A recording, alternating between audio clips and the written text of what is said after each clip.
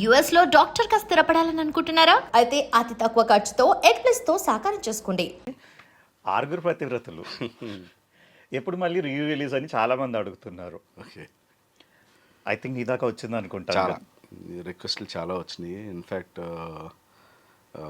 నా social media దీంట్లో maximum వచ్చే రిక్వెస్ట్లో ఇదే ఉంటుంది. ఆ, ఇన్ఫ్యాక్ట్ ఇది నేను నరేష్ గారితో డిస్కస్ చేయడం కూడా జరిగింది. అవునా?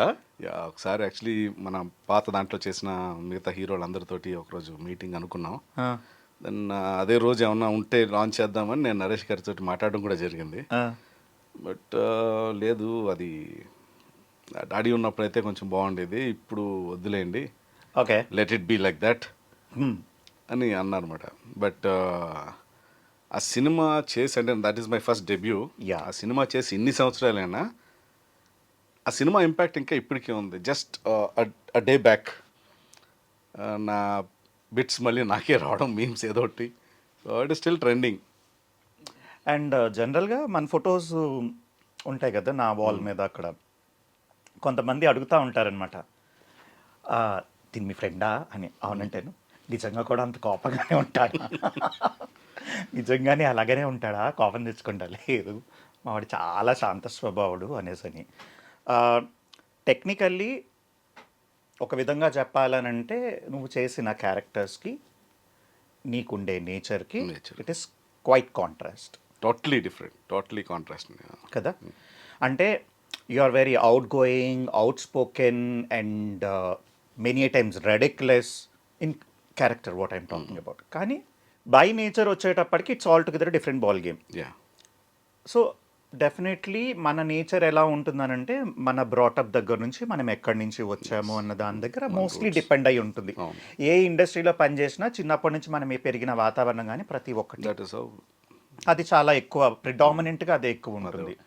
So for me to understand, నాకైతే పర్సనల్గా తెలుసు ఎక్కడెక్కడి నుంచి వచ్చావో ఏంటి అనేసి అని. బట్ టు వాట్ ఎక్స్టెంట్ నువ్వు పెరిగిన వాతావరణం అది ఉపయోగపడింది? ఉపయోగపడింది లేదు అది నాకు తెలియదు, కానీ నాలో అయితే మార్పు రాలేదు. Let me be in the industry, let me be an employee in Singapore, ఎప్పుడు కూడా నేను ఎప్పుడు ఎలా ఉన్నాను ఇప్పుడు అలాగే ఉన్నాను. Even today I love to be simple and crisp, ఎక్కువ మాట్లాడకుండా కామ్ అండ్ కంపోజ్. అంతే, కామన్ కంపోస్ట్. ఎందుకు అలాగా? That is how I'm brought up, that is how I like. నాకు నన్ను చూసి జనాలు ఎలా రియాక్ట్ అవుతారు అనకంటే నేను ఎలా ఫీల్ అవుతాను అనేది నాకు ముఖ్యం. సో జనాలు ఏదో ఫీల్ అవుతున్నారు కదా అని వాళ్ళ కోసం ఇలా తయారవి అలా తయారవి ఇలాంటి వేషాలు చేసి అలాంటి మనకి I don't know why, not really that comfortable. ఓవరాల్గా అయితే తమరు చాలా ప్లెజెంట్గా ఉండే ఎన్వైరన్మెంట్ని ఇష్టపడతాను. Yes. You like that most. So coming to, as you rightly said, Singapore, basically you are an IT employee. Yeah. మనం ఆల్మోస్ట్ ఫస్ట్ కలిసింది కూడా దీని మీదే, రైట్? యా. ఐటీ దీని మీద, IT దీని మీద. నెట్వర్కింగ్ కోర్స్ మీద we met and that's how it's a very long journey. Cut చేస్తే కొన్నాళ్ళకి అనిపించలేదు నువ్వు. Same with you. Then sudden surprise with Satyanand గారు. అవును. నీ ప్రొఫైల్ చూసి నేను చూసి I was like, it was like an awesome for me అనమాట. అంటే అసలు ఆ థాట్ ఎలా క్లిక్ అయింది వర్మ? ఎలా ఉంటుందంటే జనరల్గా మనం ఒక ఏదైనా ఒక కార్యక్రమం జరిగే ముందు మనకు తెలియకుండానే సబ్ కాన్షియస్లీ కొన్ని జరుగుతూ ఉంటాయి. Okay. So like when I was there in Singapore, నేను అక్కడ కాలేజ్లో చదువుతున్నప్పుడు నాకు ఒక ఫార్ రిలేటివ్, ఒక కజిన్, ఆయన ట్యూషన్ తీసుకున్నాడు. He is in IITN and అక్కడ సింగపూర్లో ఎంఎస్ చేస్తున్నారు. సో నాకు ఇంజనీరింగ్ సబ్జెక్ట్స్ కొంచెం డిఫికల్ట్ కాబట్టి ఐ వాంటెడ్ ట్యూషన్. సో ఆయన దగ్గరికి వెళ్ళేవాడిని. సింగపూర్లో చదువుకున్నావా? Yeah. Oh, I have done advance diploma in mechatronics, I have done specialisation in robotics. ఎన్ని సంవత్సరాలు? I was there for 6.5 years.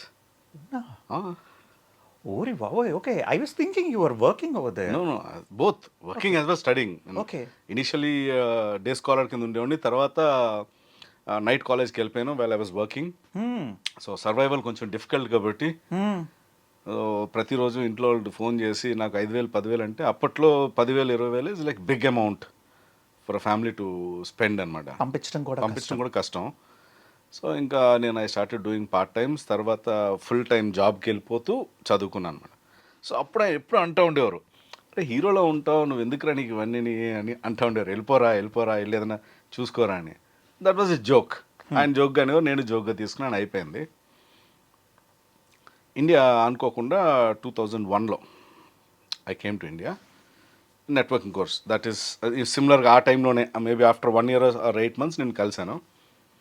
So ఇక్కడ చేస్తున్నప్పుడు ఒక చైల్డ్హుడ్ ఫ్రెండ్, తన marriage is Rajasthani, Audi marriage రాజస్థాన్లో ఉందని చెప్పి ఇవర్ బంచ్ ఆఫ్ ఫ్రెండ్స్, అప్పుడు ఇంకా ఫుల్ జోష్గా ఉండేవాళ్ళం కదా, ఒక వెహికల్ తీసుకొని we're driving to Rajasthan from Visakhapatnam.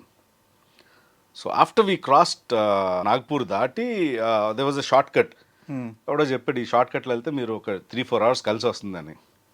సరే నేను వెళ్తున్నాం, పొద్దున్న రాత్ర night, that was almost about 12:30, 1 o'clock. Okay cross చేస్తున్నప్పుడు ఒక మేజర్ యాక్సిడెంట్ అయింది మాకు. ఓకే యాక్సిడెంట్ అయింది, మా కార్ టాపల్ అయింది, కార్ మొత్తం నుజ్జు డైరెక్ట్ స్క్రాప్ అయిపోయింది కార్. తర్వాత that's a different story. So అక్కడి నుంచి బయటకు వచ్చి రోడ్డు మీదకి వచ్చి మేము లిఫ్ట్ అడుగుతుంటే ఎవడు ఇవ్వట్లేదు. లాస్ట్కి ఎవడో పాపం ఒక లారీ డ్రైవర్ లిఫ్ట్ ఇచ్చాడు. ఆ దగ్గర ఉన్న ఊరు బడిచిచోలి. అక్కడికి వచ్చి నైట్ ఆల్మోస్ట్ 1 o'clock ఆ టైం ల్యాండ్ అయ్యాం. అక్కడ వెళ్ళి పోలీస్ స్టేషన్లో మేము చెప్పాలి ఇలా యాక్సిడెంట్ అయ్యిందని. ఈ యాక్సిడెంట్ నువ్వు మూవీస్లోకి రాకముందా? ముందు oh okay okay the whole thing started with an accident. Okay so accident అయింది, వెళ్ళాము. ఆ పోలీస్ స్టేషన్కి వెళ్ళే ముందు ఎవడో భోజనం చేయలేదు, అందరికి ఆకలేస్తుంది. ఒక చోట నుంచి చూస్తే ఒక పెద్ద కుంపట్లో పాలు మరిగిస్తున్నారు. అంటే అక్కడంతా ఎక్కువ ఎక్కువ ప్యాడీ ఉంటుందన్నమాట. సో పాలు మరిగిస్తుంటే ఆడికి వెళ్ళి ఆకలేస్తుంది కదా, అక్కడ టీ కాఫీ లాంటి దొరుకుతుందేమో అని అడిగితే మా ఫ్రెండ్స్ వెళ్ళారు, లేదని పంపించేశాడు. కనీసం వాటర్ బాటిల్ దొరుకుతుందని అడుగుదామని వెళ్తే నన్ను చూసాడు, సాబ్ అయ్యే బెటీ అన్నాడు. ఏంటి సాబ్ అన్నాడు. అటు ఇటు చూసుకున్నాను, నేను ఒక్కడనే ఉన్నాను, ఇంకెవడం లేడు, సంథింగ్ రాంగ్ అనుకున్నా. కూర్చుని వెంటనే క్యావ్ అంటే యాక్సిడెంట్ అయింది ఇది అని చెప్పాము. వెంటనే వేడి పాలు, చిక్కని పాలు అనమాట, మొత్తం అది కలిపేశాడు, ఇచ్చాడు. వెంటనే మా ఫ్రెండ్స్ అందరూ వచ్చారు, వీళ్ళు మీతోనంటే అవునన్నాను, అందరికీ ఇచ్చారు. ఒక 2-3 minutes అయిన తర్వాత మీ సినిమాలు చూస్తాను సార్, మీది బ్యూటిఫుల్ యాక్టింగ్ అది ఇది అంటున్నాడు. సినిమాలు ఏంటి బ్యూటిఫుల్ యాక్టింగ్ ఏంటి అసలు నాకు అర్థం అవ్వలేదు. అంతా అయిపోయిన తర్వాత ఆప్ కుచ్ రాజ్ హేనా సాబ్ ఆప్కా నామ్ అన్నాడు. ప్రకాష్ రాజ్ గారు అనుకున్నాను. మా వాడు పక్కన నుంచి ప్రకాష్ రాజ్ అను, ప్రకాష్ రాజ్ అన్నాడు. So that is where it started. అంటే మనకు తెలియకుండానే ఒకటి పనిచేసింది అక్కడ. ఆ రోజు ఆ గుడ్ విల్ తోటి అక్కడ మాకు ఫ్రీగా ఫుడ్ దొరికేసింది. స్టేషన్కి వెళ్ళాను. స్టేషన్కి వెళ్ళిన తర్వాత వీళ్ళే తీసుకెళ్లారు, వీళ్ళకి బాగా తెలుసు స్టేషన్లో వాళ్ళు. ఆడు తీసుకెళ్ళి పరిచయం చేయడం కూడా అలాగే అన్నాడు. వీళ్ళేంటి, అరే సైలెంట్గా ఉండరా, ఆవిడైతే పెడుతున్నాడు తినేసిపోదాం, ఎవరి పేరైతే ఏంటి ఆకలేస్తుందంటే అందరూ అబద్ధమే చెప్పాను ఆ రోజు. సో వెళ్ళాము, స్టేషన్కి వెళ్ళాము, అంతా బాగానే జరిగింది.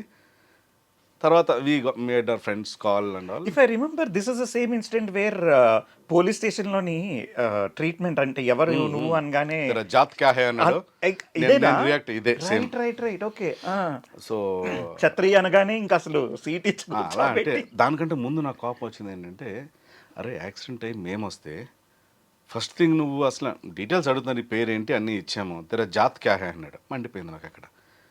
జాత్కి యాక్సిడెంట్కి సంబంధం ఏంటి? Exactly. I'm human being, I'm an Indian. I remember this dialogue what you told. Yeah జాతి నీకు అవసరం ఏంటో నేను అడుగుతాను. అక్కడ ఏంటంటే ఫస్ట్ అది ఇంపార్టెంట్ వాళ్ళకి. క్లాష్ అయిపోయింది. క్లాష్ అయిన తర్వాత మళ్ళీ నేను హైదరాబాద్ కాల్ చేసి మా ఫ్రెండ్ వాళ్ళ ఫాదర్ డీసీపీ ఉంటే ఆయనతో చేయించుకుని మళ్ళీ వచ్చాం. బట్ నాకేంటంటే I was always against that. ఎందుకంటే చిన్నప్పటి నుంచి నాకు ఆ క్యాష్ ఫీలింగ్ అనేది ఏం లేదు. All my friends are all from all communities. And that to fresh NRI. Fresh అన్నారు అదొకటి. అందులోని అప్పట్లో నేను అబ్దుల్ కలాం గారి బుక్స్ ఎక్కువ చదవడం, ఓకే, బాగా ఇన్స్పైర్డ్. ఆయన విజన్ 2020 అవ్వచ్చు, ఇవన్నీ బ్లైండ్ ఫ్యాన్ అనమాట ఆయనకి అప్పుడు. సో ఏంటి మనం ఇంకెన్నాళ్ళు ఇలాగా ఎప్పటికి మారుతాం? యాక్సిడెంట్ అయ్యి అసలు ఏంటి, యాక్సిడెంట్ ఎందుకైంది, ఏంటి, ఆ వెహికల్ ఎవరిది, ఆ వెహికల్ డాక్యుమెంట్స్ ఏంటి, నీ డాక్యుమెంట్స్ ఏంటి, లైసెన్స్ ఏంటి, అవి అడగకుండా మానేసి ముందు జాత్ అడిగాడు. సో అక్కడ అయింది. So whatever I came out, that is me అనమాట. So I'm always against all those. So ఎక్కడ కూడా ఎక్కువ రాసుకుని పూసుకోవడాలు, ఈడు మా వాడు, ఈడు మా జాతు, ఇవన్నీ మనకు లేవు అవి. సో దట్ ఈస్ హౌ అది ఓకే ఇది story is going in a different way but that is how వెనక్కి వచ్చిన తర్వాత యూఆర్ ఆల్వేస్ థింకింగ్ రే నేను యాక్టర్ అనుకుని భలే ట్రీట్మెంట్ వచ్చింది కదరా మనకి ఇది ఏదో బాగుంది కదా నవ్వుకుంటున్న టైంలోని నా చైల్డ్హుడ్ ఫ్రెండ్ రామరాజు అని తను వైజాగ్ సత్యానంద్ గారి దగ్గర నేర్చుకున్నాడు. The bullet guy. Yes. Okay. తను ప్రభాస్ వీళ్ళందరూ బ్యాచ్మేట్స్. ప్రభాస్ సీను వీళ్ళంతా ఒకే బ్యాచ్ అనమాట. ఓ ఓకే. నెక్స్ట్ ఎంఎస్ నారాయణ గారు అబ్బాయి విక్రము, రాజా శ్రీధర్ వీళ్ళందరూ ఒకటే. రాజా శ్రీధర్ వాళ్ళంతా ఒకటే టైం, సేమ్ టైం. సో తనతో పాటు ఒక రోజు వెళ్ళి ఆయన్ని కలిసాం. ఏం జరిగిందో తెలియదు అక్కడ. కలిసిన వెరీ ఫస్ట్ మినిట్ సెట్ బాబు నువ్వు వస్తే బాగుంటుంది అన్నారు ఆయన, సత్యానంద్ గారు. అది అందరికీ అంటారో లేదో నాకు తెలియదు, నన్ను అన్నారు చూసి. బట్ నీ సెడ్ సార్ నాకు అసలు సంబంధం లేదు, నాకు స్టేజ్ ఫియర్, అసలు నాకు ఈ ప్రొఫెషన్ గురించి అసలు అవగాహన లేదు సార్, నాకు ఉద్దేశం కూడా లేదన్నాను. రైట్. లేదమ్మా నువ్వు వస్తే బాగుంటుంది, నాకు ఎందుకో తెలీదు, నన్ను చాలామంది కలుస్తూ ఉంటారు, చాలామందికి నేను ట్రైనింగ్ ఇచ్చాను, బట్ నిన్ను చూస్తే నాకు ఎందుకో I have that positive feel, చాలా తొందరగా క్లిక్ అవుతావు, రా అని. ఆ రోజైతే నేను కన్విన్స్ అవ్వలేదు, బట్ మళ్ళీ ఇంకో 2-3 సార్లు ఆయనే పిలిపించి ఎలాగైతే కన్విన్స్ చేస్తారు. దాని తర్వాత నా బిగ్గెస్ట్ టాస్క్ మా డాడీని కన్విన్స్ చేయాలి. ఓకే. నేను వచ్చింది ఇక్కడికి ఏంటి కంప్యూటర్ కోర్స్ చేయడానికి వచ్చాను, వచ్చి మళ్ళీ యూఎస్ వెళ్ళిపోవాలి. That was my plan to come to India. ఈ ప్రాసెస్లో September 11th ఇష్యూ, అక్కడ ట్విన్ టవర్స్ కూలడం, నేను వెళ్ళాల్సిన క్లయింట్ లే ఆఫ్ చేయడం, వచ్చిన బెంచ్ మీద ఉండాలన్నాం. ఈ ప్రాసెస్ అంతా చేసే బదులు ఇండియాలోనే కొన్ని రోజులు ఉండి ఇంకా కోర్సులు చేద్దాం అనుకోవడం, అప్పుడు నువ్వు పరిచయం అవడం, సో ఇవన్నీ జరుగుతున్నాయి. ఒకరోజు ఎందుకో మరి ఆయన ఎలా కన్విన్స్ చేశారో తెలీదు, ఆయన కన్విన్స్ చేశారు. నేను ఇంటికి వచ్చాను, మా ఫాదర్కి చెప్పాను, నో అన్నారు. సరే డాడీ నేను ఎక్కువ అడగను, నాకు ఒక 1 year టైం ఇవ్వండి, if I can do something I will do, if not as usual నేను వెళ్ళిపోతాను అన్నాను. మరి ఆయన ఎందుకు కన్విన్స్ అయ్యారు ఆ రోజు? ఓకే అన్నారు ఫాదర్. అయింది, కోర్స్ చేశాను. కోర్స్ చేస్తుండగానే నాకు ఒక ఆఫర్ వచ్చింది టెలివిజన్కి, కుమార్ రాజా అని, ఆయన ఫస్ట్ నాకు బ్రేక్ ఇచ్చారనమాట. ఓకే. ఆయన వచ్చాము, ఆయనతో ఒక పైలట్ చేసాం ఒక సీరియల్. బట్ అన్ఫార్చునేట్లీ అప్పుడు ఒక ఛానల్ అనుకుని దానికి చేశారు, ఆ ఛానల్ వర్కౌట్ అవ్వలేదు. ఓకే. ఇంకా అది ఇంకా మార్కెటింగ్ చేసుకునే లోపు నాకు ఎయిర్టెల్ యాడ్ ఒకటి వచ్చింది. రైట్. తిరుపతి ఎగ్జాక్ట్లీ. చాలా బాగా యాక్చువల్లీ టర్నింగ్ పాయింట్ చెప్పాలంటే. రైట్. అది కూడా ఒక మిరాకిల్. అసలు మా ఫ్రెండ్ రామరాజు వెళ్ళాల్సింది ఇంటర్వ్యూ గెటప్ టెస్ట్కి, నేను వెళ్ళాను. రైట్. నువ్వు అక్కడ కూడా లేదు జనరల్గా, నువ్వు వేరే చోట ఉండే అనుకుంటా. నేను వాడిని డ్రాప్ చేయడానికి వెళ్ళాను.